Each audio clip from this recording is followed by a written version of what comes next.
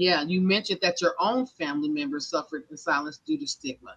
How did that personal experience influence the way you approach your work with Never Near?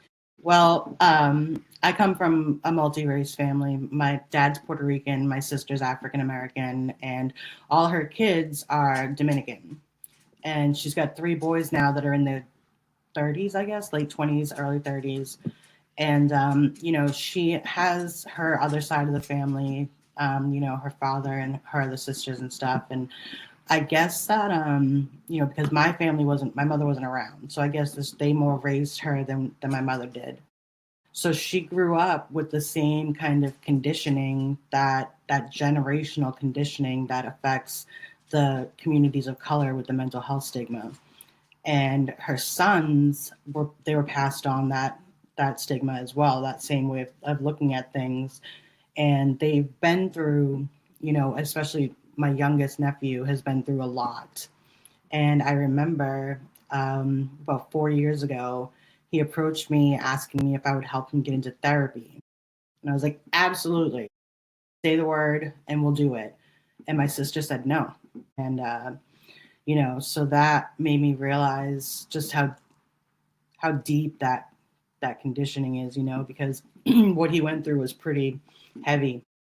So you would think that anybody would be like, yes. But so he's still struggling with it, and that was years ago. And so that made me, with a lot of the guys from Never Near, the rappers, like I became really good friends with them, like quite a few of them. And I would notice that, in passing, they would say things that were like, wait, are you okay? Like, you're just gonna like glaze over that?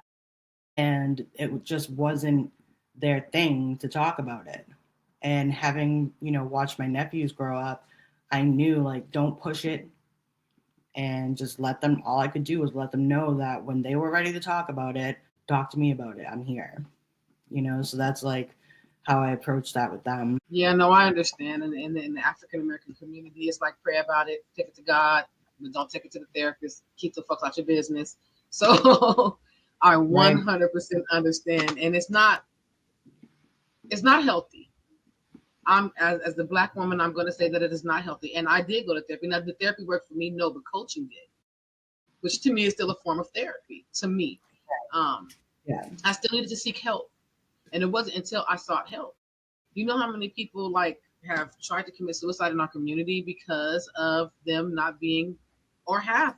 I have a 14-year-old niece who hung herself because she Wow. wasn't getting the. I mean, and it wasn't because her mom didn't want her to. I mean, it was because of the stigma that's placed on us. So, Right.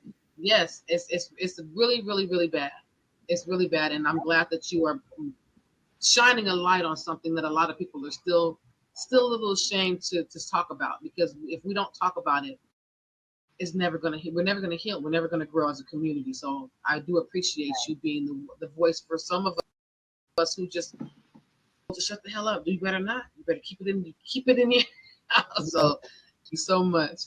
Um, so now you do shadow work, Yep. and as a shadow work, as shadow work and an inner child healing guide, how do you use that journey of your inner healing to prepare you to help others? Like you guys, I'm going to be working with her. I'm excited. Just I put know, that that's out super exciting. I basically I used the techniques that I teach my clients to help myself.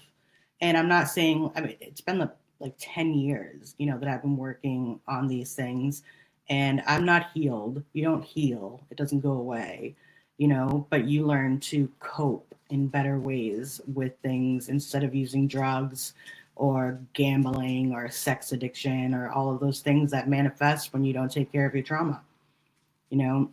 And so I am self taught.